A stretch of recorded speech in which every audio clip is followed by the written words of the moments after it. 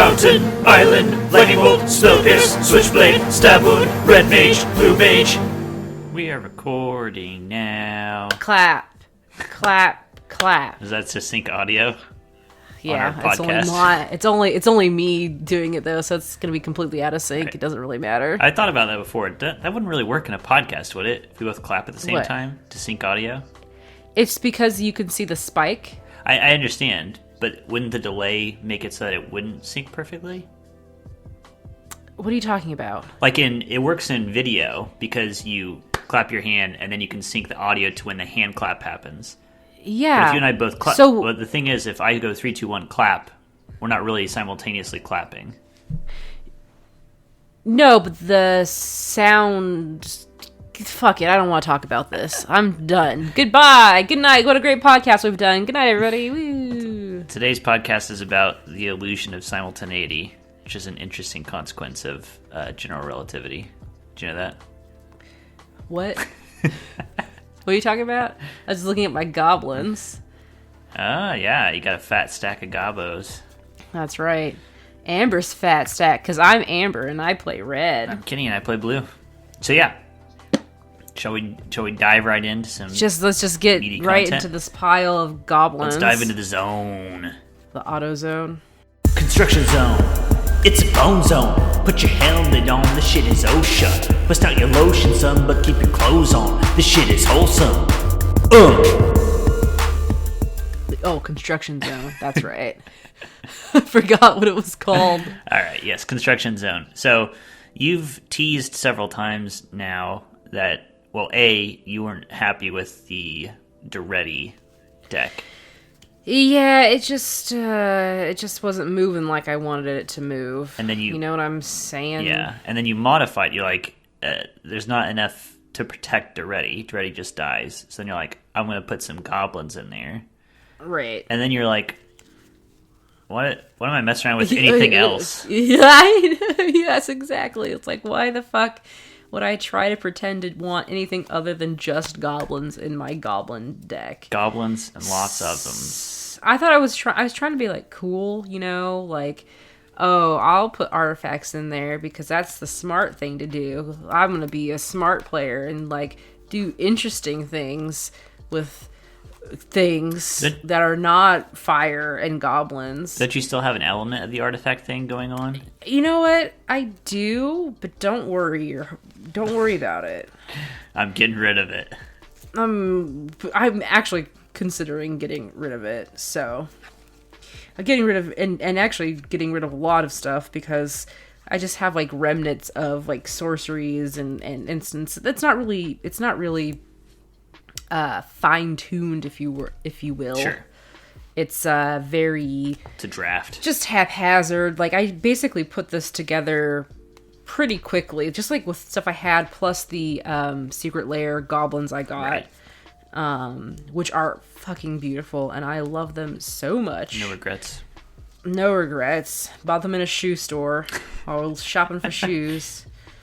Getting on a checkout line, people were like, look at my shoes. I'm like, nice, I'm buying goblins. Sorry. But yeah, I'm kind of like going through the cards right now. She has the physical cards in hand. I do have the physical cards in the hand because I thought I need to actually write them up so that way I can like figure out what I want to replace with what. Like make a Google Doc and also, or something. Yeah, and then also see like kind of what's going on because I don't know what's going on, to be quite honest. It's something. Also, just to let you know, they're all mixed upside down. They don't really face one way. I'm trying to take this precious, valuable podcast time right now. So I'm talking right now and just rambling because I'm trying to buy myself time. Well, I was going to say, I'm like, it's actually kind of comforting that your own cards in your own deck are shuffled upside down and inside out. Because that way I don't feel just targeted by you whenever you play in my cube. Oh, you mean like I'm just trying to troll you? Yeah, because I can see that. Oh, yeah. No, I am just like this. This is just how I am. I shuffle things completely wrong, backwards, upside down, inside out, left. Okay, anyway. All right, so I've pulled out all my lands. I think I only have 33 lands in my deck. Okay. Have you said, by the way, what your commander is? No, I haven't talked about that yet. So I guess it's no longer the former deck anymore. It's something completely new. So this new deck's commander is Krenko, Mob Boss, who is a legendary creature. Costs 2 red, and it's tap, create X 1/1 goblin creatures, red goblin tokens, where X is the number of goblins you control. Right. And that does not exclude not already. My bad. Krenko. Right. So Krenko counts as a goblin that you own. So bare minimum, the first time he taps, you get 1 goblin. But oftentimes you get more than 1 goblin. Very true. And so a big thing about him is, like, of course, he has his tap ability. I want him to go as fast as possible, so I still have some artifacts. I have Swiftfoot Boots in here. That's to help, like, if I get it. There's a couple of goblins that basically, will give haste. Target Goblin Motivator. Tap, target creature gains haste until end of turn. Mm-hmm. So if I have him out on the field, before to ready, sure. Which I usually probably will because he only costs 1. Right. If I get him. But yeah, so my deck is literally built around exponential goblin growth. And Duretti is... Oh, God, I keep saying Duretti. Krenko. I have other Krenko in here. The 10 Street... what's his fit? Kingpin. Because he also does whenever Krenko 10 Street Kingpin attacks, put a +1/+1 counter on Krenko 10 Street Kingpin, and then create a number of 1/1 red goblin creature tokens equal to Krenko's power. Right. So he's cool. Yeah. Another Krenko. And he can combo with other things that boost goblins to get more goblins. Yeah. So, like, the usual suspects are in here. Goblin Instigator, when enters the battlefield, create a 1 red creature token. You got, let's see, I already said Goblin Motivator. You got, You got the Lords in there, Goblin Chieftain. And I need to get those. Actually, that's one of the things I need to update, as I need to get some Goblin Lords up in this. I got Squee in here, the Immortal. Nice. Goblin Goliath enters the battlefield, create a number of 1/1 red goblin creature tokens equal to the number of opponents you have. That'll be nice on a multi. Oh, very true. And then his ability is 3 and a red, tap. If a source you control would deal damage to an opponent this turn, it deals double that damage to that player instead. Good for an alpha strike. Goblin King. Other goblins get +1/+1 and have Mountain Walk. Very nice. There's another Torch Carrier, that's another give haste to somebody, sacrifice and give haste. Goblin Lackey is great. Whenever Goblin Lackey deals damage to a player, you may put a goblin permanent card from your hand into the battlefield. Nice. Mm-hmm. Goblin Sharpshooter, Goblin Banneret, Goblin War Party. So now we're getting to... So now I'm starting to say sorceries. So I've got a lot of, sorcery ones, like Krenko's Command, Goblin War Party... Hordling Outburst. For sure. All just goblin makers. Yeah, I do. I do have... like Beelback Chief. Mm-hmm. Put goblins in. Mm-hmm. Love Goblin Trash Master. Other goblins you control get +1/+1. Whenever Red Cap Riders... I don't know that one. Whenever Red Cap Riders attacks, you may tap an untapped non-human creature you control. If you do, Red Cap Riders gets +1/+1 against trample until end of turn. Is that an Eldraine card? Legion. I'm not sure. I don't know the symbol. Okay. Goblin Pile Driver. Protection from blue. Whenever Goblin Pile Driver attacks, it gets +2/+0 until end of turn for each other attacking goblin. Boo. Yeah, fucking amazing. Still have Duretti in here. He's in there because there's some, he's good for just cycling through cards and being able to draw cards that I want. Sure. Ruby Medallion, of course. That's an artifact. Mm-hmm. Red spells cast one less to one colorless less to cast. Right. So yeah, and there's still the usual Starstorm and inescapable blaze and yada yada yada. Sure. So just some red all-stars. Commander yeah, all-stars. and I could actually make stuff better. I have an enchantment, Ferocity of the Wilds. Attacking non-human creatures you control get +1/+0 and have trample. So yeah, I need to look for more stuff like that, actually. More like Anthem cards to pump up my little 1/1 babies. For sure. Because, I mean, they can get completely wiped out pretty fast. So anyway, that's kind of what's going on now with this Krenko deck. Cool. I love it so much. It's so fun to play. I've been having a great time making tons of goblins. Oh, yeah. Which is really all I want to do. I just want to see numbers go up. Yeah.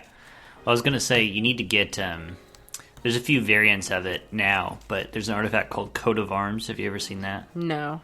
It's a 5-mana artifact, and for each creature on the battlefield, I believe, it gets +1/+1 for each other creature on the battlefield that shares a type with it. So basically, if you have 6 goblins, all of your goblins are getting +5/+5. Holy shit. Yeah. So let's talk about numbers. Yes. Because I saw some images. Yeah, so if you're not following me on Twitter, you probably should, because Rocket Orca. Yeah, at Rocket Orca. And also Instagram, which is also at Rocket Orca, because I post stories of me playing Magic when I do get around to playing Magic. And I got to test this out a couple weeks ago, and some of the numbers were like 45 goblins.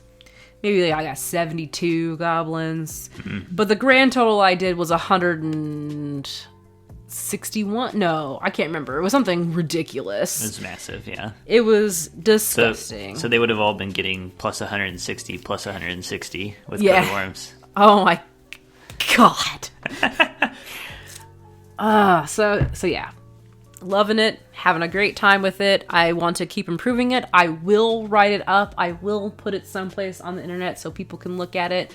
Sure. But yeah, it's been... All I want is just to cram a bunch of goblins down somebody's throat, and it's working. In fact, I don't even get the chance sometimes because of concede. Like, come on. That's what happens when you make too many goblins. I give up. People give up. I can't deal with this. Well, because it's funny, because they can block 2, but what are they going to do with the other 110? Yeah, it's the, what is it? Predatory satiation technique. Just having your numbers are so huge, you get eaten up by some of the big boys, but then you have so many more that you just win.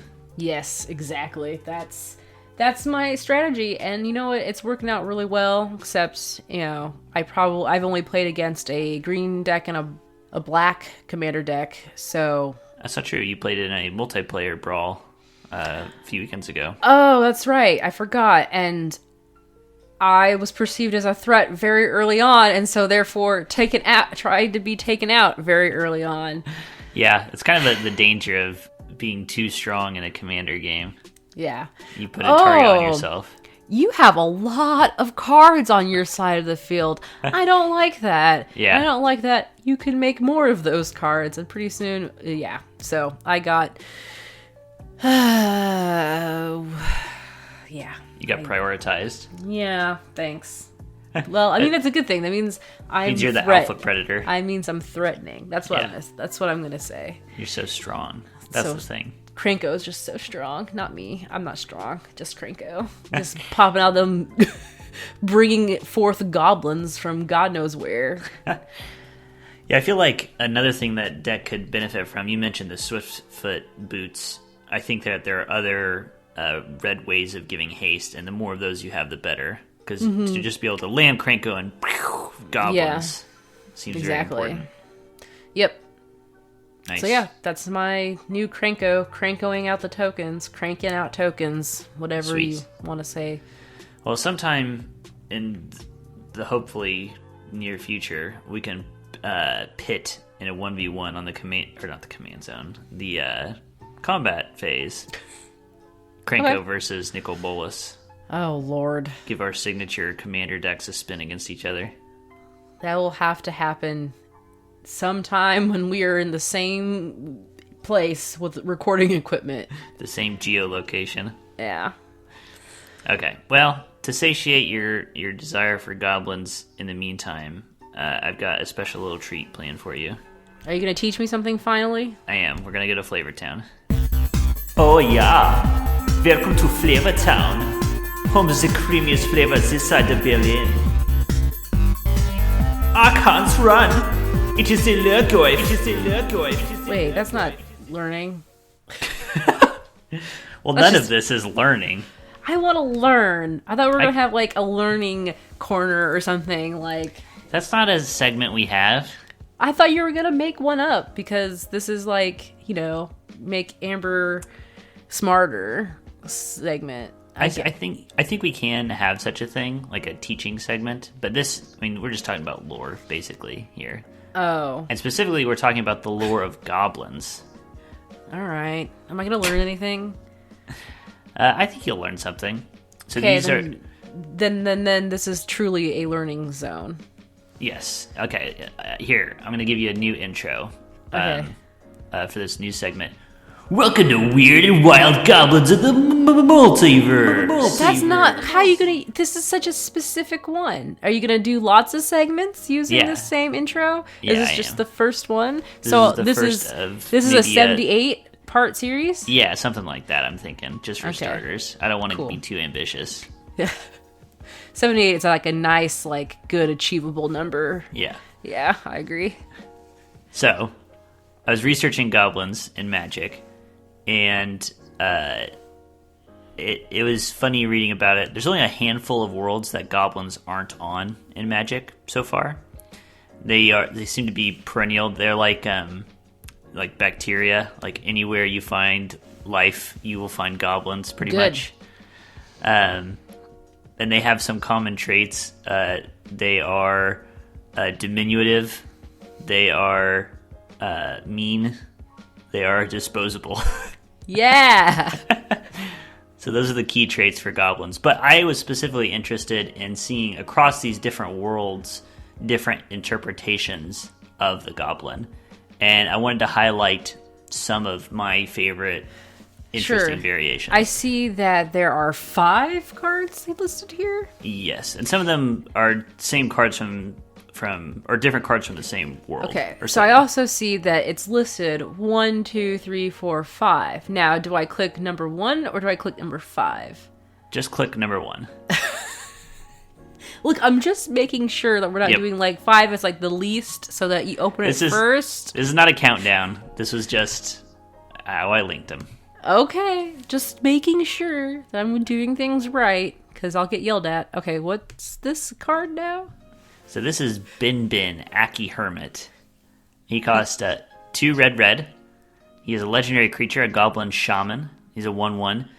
Tap Bin Bin, Aki Hermit deals damage to target attacking creature equal to the number of untapped mountains you control. Wow. And then the flavor text says, some Aki thought of Bin Bin as a kami of trickery and disguise. They hunted for him in the maze of warrens, often falling prey to his traps. So this is Kamigawa. The Kamigawa interpretation. And Kamigawa, of course, is the Japanese spiritual mythology-inspired plane. And the goblins in this world are interesting. So they look pretty different from a typical goblin. They're very hunched over, and they have like a rough stone or bark-like outer... That's not a shirt? I don't know. I don't really know. Maybe he's got cloth over his weird turtle shell. That could be. And it's funny you say turtle shells, because turtles do figure into the goblins' own mythology on this world. Oh, okay. So the goblins worship this giant turtle shell that hangs in a shrine that they have. And it's the Shrine of the Last Kappa, I think, or something like that. And they believe that these old giant turtle spirits are like their ancestors, basically. But they're all gone now. So that's interesting. These goblins have more of like a spiritual side. They do still also have very much like the mischievous goblin. I really like the Kamigawa interpretation of the goblin because they're tricksters. And that's why I chose this card to represent that. So what's on his head? He's got like a little octopus Like a little squid. It's just like a little friend just hanging out there. I like that. And he has drawings of ghosts on his wall. Maybe they're that he's ghosts? made. I like the idea. And also, the flavor text says some Aki thought of Bin Bin as a kami of trickery in disguise. So in Kamigawa, the whole story was the kami were the spirits. They live beyond the veil in the spirit world. And the story of the original Kamigawa block was that for some reason that nobody really knew until the end of the story, the kami, the spirits, declared war on the mortal world. And so the fact that these goblins thought Bin Bin was a kami of trickery in disguise, I don't know, it's very interesting. It seems like clearly he's not, because his types are goblin shaman. He's not a kami. The best part about him is his squid friend. So those are the Kamigawa goblins, the Aki. Oh, and I don't know if I mentioned this before. Aki means little monster, which I enjoyed. Cool. Okay. I'm going to the next one because I'm excited and I'll just look at goblins, put them in my eyeballs. Okay. So next up. I'm ready. So this card is Dragon Fodder from Alara. 1 in a red, sorcery, put 2 1/1 red goblin creature tokens into play. And then the flavor text, goblins journey to the sacrificial peaks in pairs so that the rare survivor might be able to relate the details of the other's grisly demise. Nice. So in the world of Jund, so this is one of the shards of Alara, this is the black, red, green shard. Dragons rule. I mean, that's just a fact. Dragons do rule. And the goblins of this world, their entire culture is built around sacrificing themselves to the dragons. And I love the idea, like, there are a lot of cards in the set that emphasize their sacrificial nature. And another mechanic from Jund was Devour, which is usually on big creatures. They would come into play, and you could sacrifice creatures to the creature that just came in, and it would get bigger and do stuff based on how many things you sacrifice to it. That's right. So I like seeing, like, what the goblin culture is like on a given plane. And also these are more like, I don't know. Rats. Yeah, feral-looking interpretation of the goblin physically. I don't like the way they look. What's your favorite? I mean, I guess we know what your favorite goblin is. Yeah, you like a more interestingly traditional goblin. Yeah, you like a more elven-looking goblin, the pointy ears. Yeah, sure. Got him. I don't like elves. All right, you can click on 3 as well there, because this is from the same is it world. 4? Do I click on 4? You stop it. Because it's the same? Okay. Okay, so this is from the same world, same idea. Dragon's Herald, 1 red, 1/1. Goblin Shaman, 2 in a red. Tap, sacrifice a black creature, a red creature, and a green creature. Search your library for a card named Hellkite Overlord and put it into play. Then shuffle your library. So same idea, goblins sacrifice themselves to dragons. But read that flavor text for me. The penultimate step of the ritual involves bathing in a delicious glaze. Wow. Which is hinting at the fact that, of course, you can sacrifice Dragon's Herald to itself for the effect. Nice. So I love these fanatic, weird goblins who are just dying to be sacrificed to dragons. Yeah, that's cool. Yeah. I like it too. And then last on our tour of the multiverse, so on this part 1 of 78. So this is a Future Sight card, a very infamous Future Sight card. So this is from the set with these alternate card frames. And the idea here is these are cards from the future that might appear in future sets. So this is Steam Flogger Boss, a 3/3 Goblin Rigger for 3 in a red. It says other Rigger creatures you control get +1/+0 and have haste. And if a Rigger you control would assemble a contraption, it assembles 2 contraptions instead. What is this other game inside of Magic happening right now? And the flavor text says, whip the X's, punch the O's. What we're building, no one knows. It says pinch the O's. What did I say, punch? Mm-hmm. Oh, sorry. Whip the X's, pinch the O's. What we're building, no one knows. Exactly. Who gives a shit? Put it all together. It shoots knives. I believe if you... I remember seeing an article way back in the day that showed the full art of this. It shows a goblin in like some sort of weird mechanical mechanism that has a whip and a little pincher. And there are goblins all around this central goblin. And the full art shows, if you zoom in, the little goblins have X's and O's painted on them. Oh. And the reason this card was so infamous for so long was because in the set, this was for the longest time the only rigger creature type, and there is nothing that makes contraptions in the game. This is a stupid card. I love it. So it was just a giant troll. It was a giant prank, and it was a huge red herring. And people for years were like, God, when are contraptions going to be a thing? And Wizards actually, they came out and said, it's not a thing. We're not going to make it a thing. But they did make it a thing. Gotcha. Is that number 5? Is that what you're alluding to? It doesn't say rigger. So this is old Buzzbark. The reason I'm bringing this up is this is a really cool card. But in this set, this is from Unstable, the most recent unset, they did make new riggers, and you could make contraptions. And that rigger, I assume, comes from this world that Unstable takes place in. Gotcha. So Old Buzzbark is a legendary creature, a goblin warrior for X red-green to 3/3. When Old Buzzbark enters the battlefield, roll X 6-sided dice onto the battlefield from a height of at least X inches. For each die, put a number of 1/1 counters equal to the result on each creature you control that a die is touching. For each die, Old Buzzbark deals damage equal to the result to each creature an opponent controls that die is touching. This is ridiculous. You don't? Do you not like this? I wouldn't play it. I thought for sure this is like chaos and dice rolling. It is, but I don't got time for all that counting. Just too much text. It's just too much text and too much counting. If it said, drop dice and then whatever it touches is destroyed, would you be down? Yes, 100%. So you like Chaos Orb, in other words. I thought this was a surefire hit. Like, it's a goblin. It's named Old Buzzbark. I mean, that's a name I would call myself. I often do. When I'm chopping down trees. Oh yeah, it's Old Buzzbark getting to work, clearing out the farm from all this brush and tangle. Gotta make room for more goblins. Gotta put this new pin up. We're extending the southern field. So that was a quick tour of some of the stranger goblins that exist in the multiverse. I need stranger ones. Even stranger than this? Even stranger ones. You did not satiate. We've got 77 more episodes, so I'm really trying to pace us here. Gotcha. All right.